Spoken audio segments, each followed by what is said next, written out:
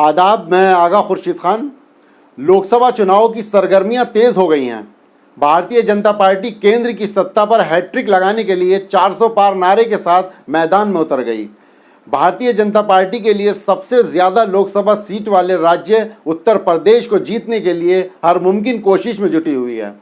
पिछले 2 चुनावों में भारतीय जनता पार्टी ने उत्तर प्रदेश से बढ़त लेकर दिल्ली की गद्दी पर पहुंची। भारतीय जनता पार्टी की ओर से उत्तर प्रदेश में 75 प्लस का नारा लगाया जा रहा है, जो समाजवादी पार्टी समेत अन्य विपक्षी दल भी पिछली बार की तुलना में इस बार अपना बेहतर प्रदर्शन करने की योजना बनाने में जुटे हैं।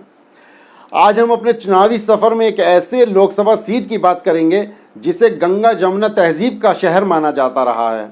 वो लोकसभा सीट जिसे गणेश शंकर विद्यार्थी और मौलाना हसरत नोमानी के नाम से जाना जाता रहा है। हम बात कर रहे हैं उत्तर प्रदेश के हॉट लोकसभा सीटों में से एक कानपुर लोकसभा सीट की, जहां से 2 ब्राह्मण नेताओं के बीच वर्चस्व की लड़ाई चल रही है। उत्तर प्रदेश की कानपुर लोकसभा सीट, जिसे मैनचेस्टर ऑफ यूपी भी कहा जाता है, कानपुर में अपनी बादशाहत कायम रखने के लिए कांग्रेस और बीजेपी एक बार फिर आमने सामने हैं। कानपुर लोकसभा सीट का इतिहास रहा है कि 2004 से जिस पार्टी का कैंडिडेट यहां जीता है, केंद्र में उसी पार्टी की सरकार बनी है।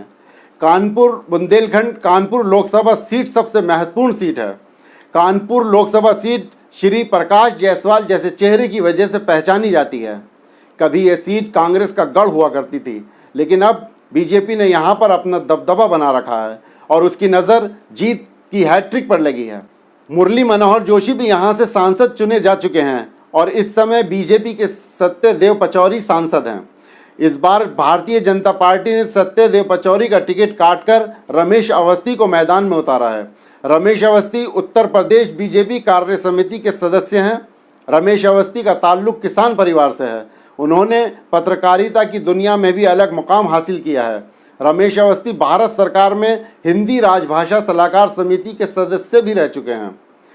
बीएसपी ने पहले से ही कुलदीप भदौरिया को उम्मीदवार बनाकर राजपूत वोटों के ध्रुवीकरण की कोशिश की है। ऐसे में कांग्रेस पार्टी ने इंडिया गठबंधन की तरफ से आलोक मिश्रा को प्रत्याशी बनाकर बीजेपी के सामने चुनौती खड़ी कर दी। लोकसभा चुनाव में कांग्रेस ने आलोक मिश्रा को प्रत्याशी बनाकर 28 साल बाद अपने कभी कोर वोट बैंक रहे ब्राह्मण मतदाताओं को फिर वापस लौटाने का बहाना दे दिया है। कांग्रेस ने 1984 में आलोक के दादा नरेश चंद्र चतुर्वेदी को टिकट दिया था, जो जीते थे।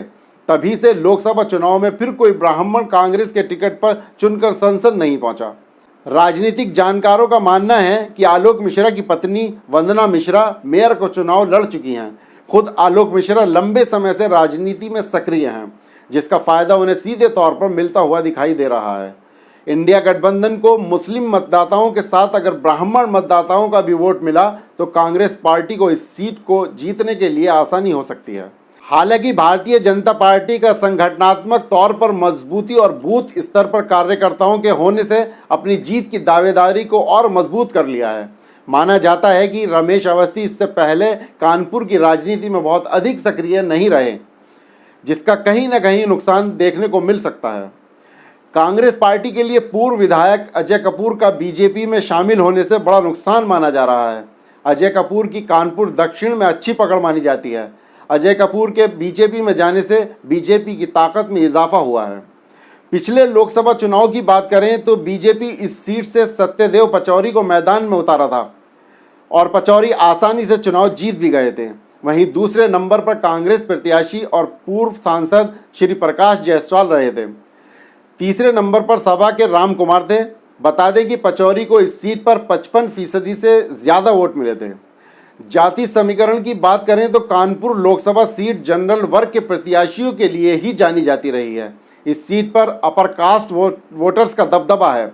सबसे ज़्यादा 5 लाख से ज़्यादा सामान्य वोटरों के बाद कानपुर में ओबीसी, अनुसूचित जाति और मुसलमान वोटर हैं।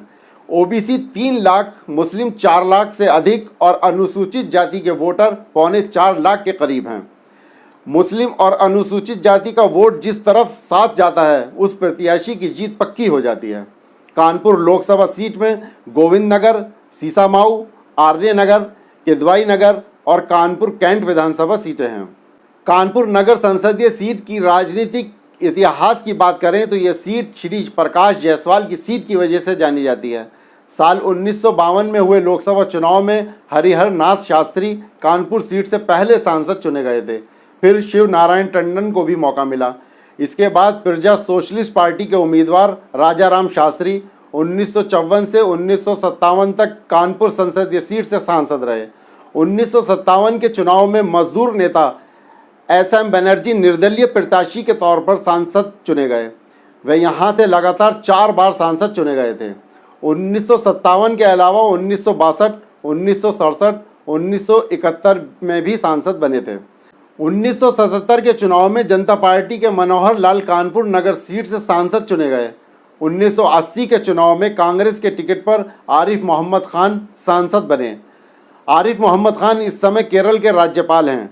इंदिरा गांधी के निधन के बाद 1984 में कराए गए चुनाव में कांग्रेस को सहानुभूति की लहर का फायदा मिला और नरेश चंद्र चतुर्वेदी सांसद बने। 1979 में भारतीय कम्युनिस्ट पार्टी को यहाँ से अप्रत्याशित जीत मिली। भारतीय कम्युनिस्ट पार्टी की सुभाषिनी अली सांसद चुनी गईं। 1991 के चुनाव में बीजेपी का इस सीट से भी खाता खुला और जगतवीर सिंह द्रोण सांसद बने। जगतवीर सिंह द्रोण ने न सिर्फ बीजेपी के लिए कानपुर नगर सीट से खाता खोला बल्कि उसके लिए जीत की हैट्रिक भी लगाई। वह 1996 और 1998 के चुनाव में भी विजयी हुए थे। 1999 में कांग्रेस ने फिर से यहां पर वापसी की और श्री प्रकाश जायसवाल सांसद चुने गए।